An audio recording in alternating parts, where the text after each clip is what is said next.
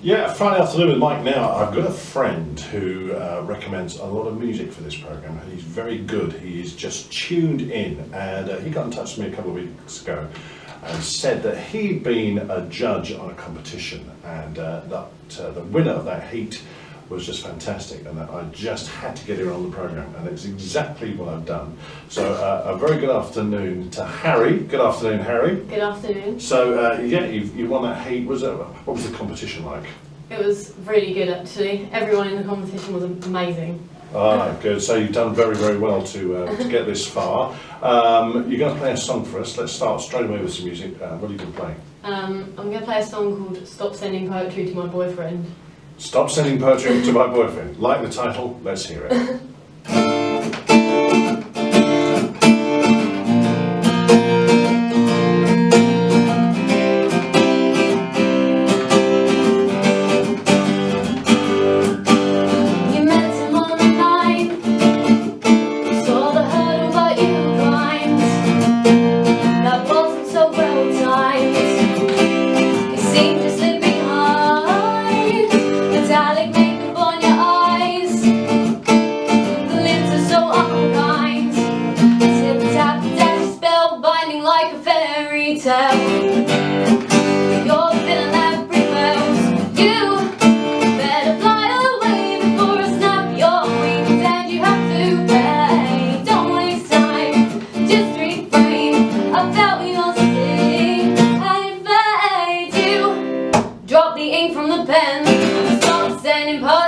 To my boyfriend. Whoa, whoa, whoa, where the midnight sniper bed, thoughts of him ring from your head, even the moon's in bed. Be careful where you tread, you better fly.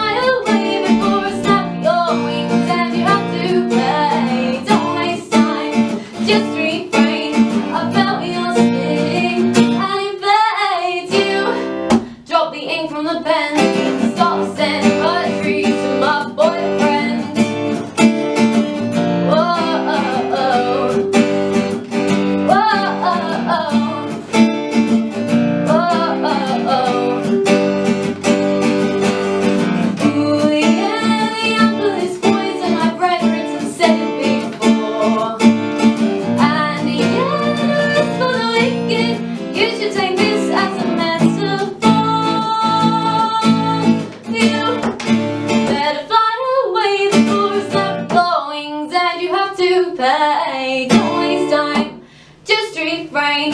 I felt the unsting and invade you. Drop the ink from the pen. Stop sending poetry to my boyfriend.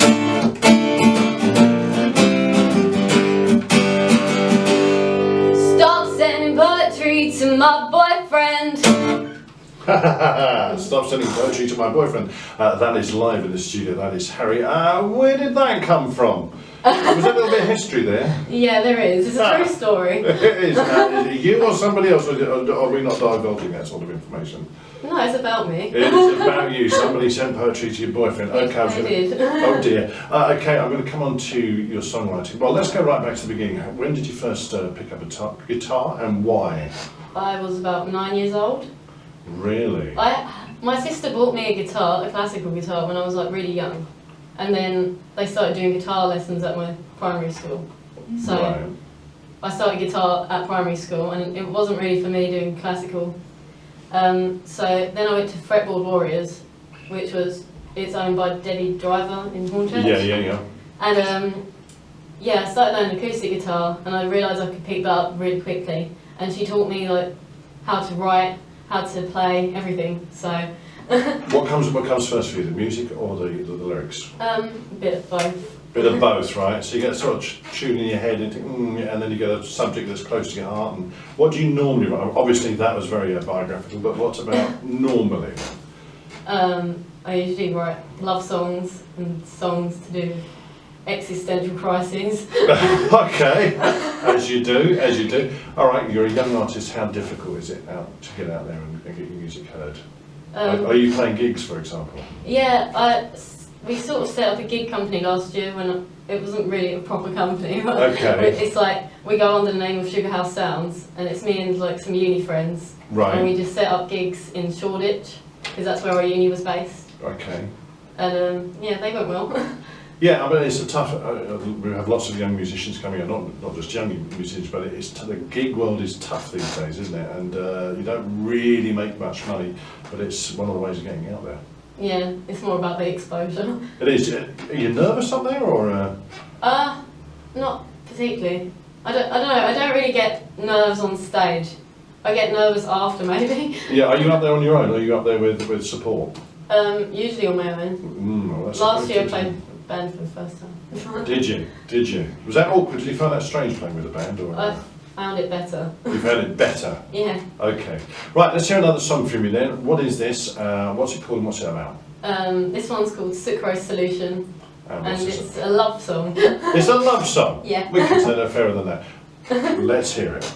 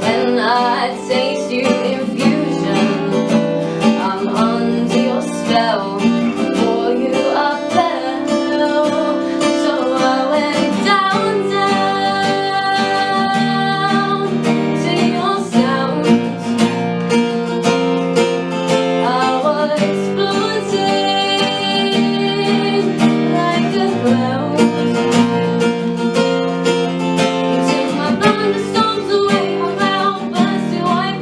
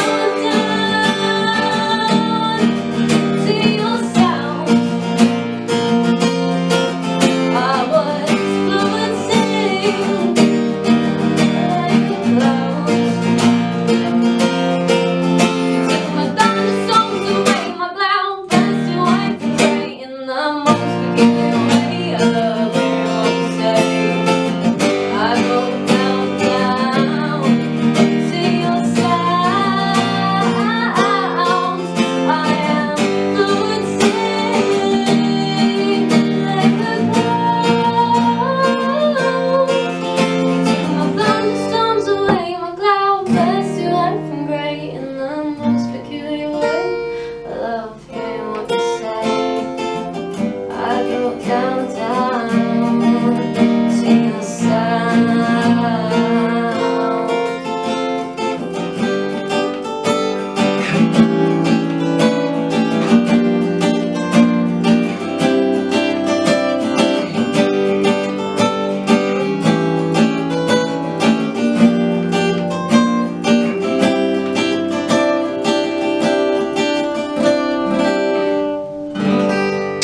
Love it, love it, love it, love it. Right, give you a chance to get your breath back. We'll be back in a moment with more Harry. Yeah, 23 minutes past 1. Harry's playing live in the studio. Harry, I wanted to talk to you about your videos, because I thought your videos on YouTube are just fantastic. How do you do them? How do you do them? Have you got a very good friend who does them for you, or you do them yourself? I do them myself. My very good friend is my mum. Really? Yeah. No, they're really good. I thought they were very good, and they come across very well indeed. So well done. Right, what is next for you? What's the plans for 2018? Oh, I'm planning to release an EP in June. Okay, so that means you're in the studio at the moment, does it? Kind of. Right. Well, I'm working with a few producers, so I'm sort of working on my own at the minute, and then sending it off to be mixed and stuff. Okay. Is it? I mean, we played your record last week, didn't we? Was it a bit weird hearing it on the radio for the first time? Yeah. Yeah. I mean, that version is an older version. Like we're working on a newer version of it because I actually recorded that when I was 17. Okay. So yeah, it was played on the radio once a long time ago. Okay. I didn't release it for personal reasons, but I'm gonna redo it so it will fit the EP. Okay, and then maybe next year an LP. See how it goes. Yep. The album is everything is written. It's all near. Right. Everything has been slightly demoed, and then I'm just sort of doing the demo of the demo. The demo of the demo. So what are your influences then? Who do you listen to?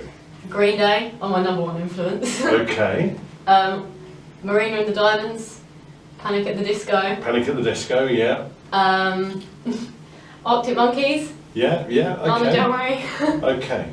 Right, you're going to play another song for us. What are you going to finish with today?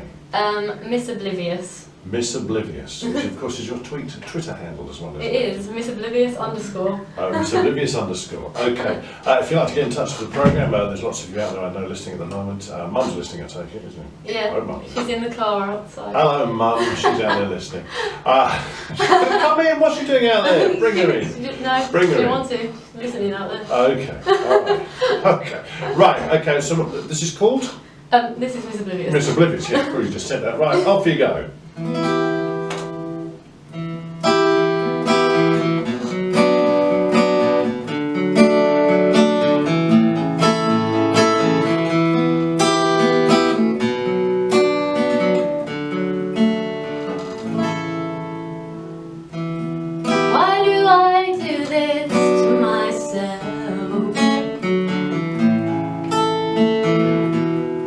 If you felt these feelings that I felt,